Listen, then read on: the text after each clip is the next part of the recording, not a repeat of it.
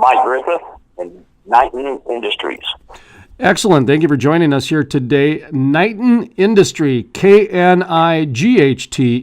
So we got the kind of the medieval knight when we say Knighten Industries. But talk to me a little bit about your involvement in the oil and gas industry.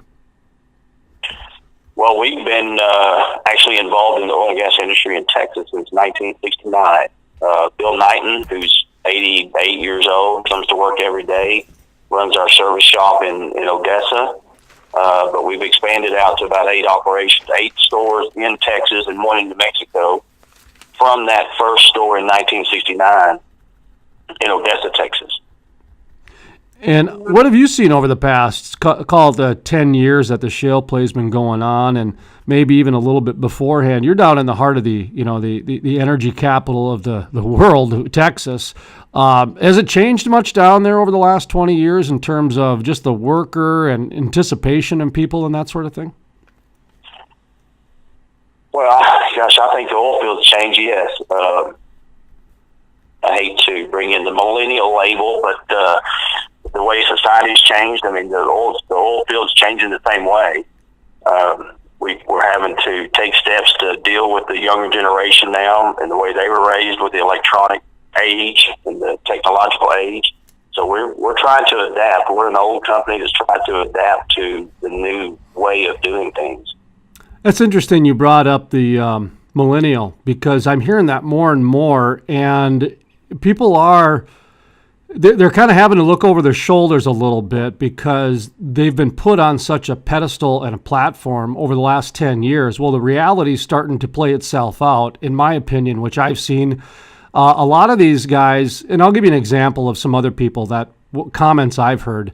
A lot of people that are making decisions now in oil and gas have never even been on a well site.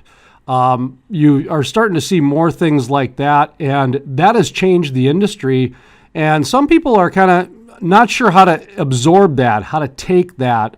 I don't know if you want to comment on that at all, but I just wanted to add that example to what you were talking about, because this is becoming more and more of an issue, I think, than what people are making of it, especially considering 70% of the industry is going to retire in the next 5 to 10 years. Absolutely true. And I'm being 55. I mean, we all have to adapt and learn how to deal with the new way of doing things. And we've had to come up with new websites to interact with the millennials. They don't like to talk as much. We've had to adapt everywhere. But that's also the new thing too. So, but I see us catering to the engineer now, because we do have engineers that haven't been out on the well site. So they're grabbing hold of the truck, and you do a few good jobs and keep this young engineer out of hot water, and he becomes a friend, and business goes on as usual. But it has become a huge deal, and every meeting I go to across the country talks about dealing with the millennials. Breaking up there a little bit, I'm going to jump in here for just a second and mention another comment I heard, just to not pile things on, but give another example. When I was talking to Cindy Sanford up in the Bakken, she works for North Dakota Job Service, and one of the comments she made really stood out, which she said a lot of the younger workforce does not know how to use a computer. They know how to use their smartphone, but they don't know how to use a desktop computer. That floored me. That absolutely floored me. Are you seeing any of that down in Texas? No, I haven't really seen that. I do see that on the mechanical side. We're a service company, and so we have mechanics that go out to location, field mechanics that'll travel out to location and work on someone's pump out on location.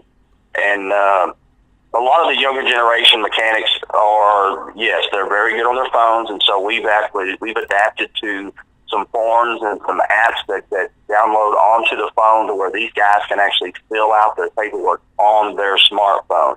And they're very good at that. Now, they're a lot better at that than they are taking a piece of paper and writing it out, because that's like pulling teeth. But we've had a lot better luck trying to get these guys to do their daily reports out on their phones rather than writing them out. So it sounds like you guys are experiencing that if you're adapting it, that there was a much of a push that some action was taken. We'll just leave it at that. Now that we're done solving the world's problems, talk to me about what you guys have going on. I mean, is business pretty good down there? Business is great in Texas. Very blessed. We went through all the way through 2014 with growth periods for Texas and for us also. 15 and 16 with the price of oil was taking a dump.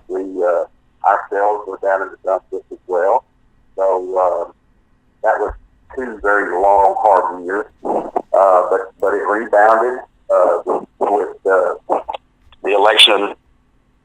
The oil industry rebounded. The price of oil's gone up, and at $50 and $60 a barrel, and now $70. I said we're very well blessed and very happy about it. One of the things I like to ask people like yourself in interviews is, who is your ideal customer? I mean, a lot of times it can go a lot of different ways, or it can be very specific too. So who is your ideal customer? Our ideal customer, we deal with the end user, the producer. We deal with our particular part of the pump industry. We deal with everything above ground. Once the oil, water, whatever we're pumping gets above ground, we deal with it. And so we do a lot of midstream. We do a lot of end user projects right now with ANSI pumps or pipeline pumps. In Texas, they're putting in all kinds of pipelines.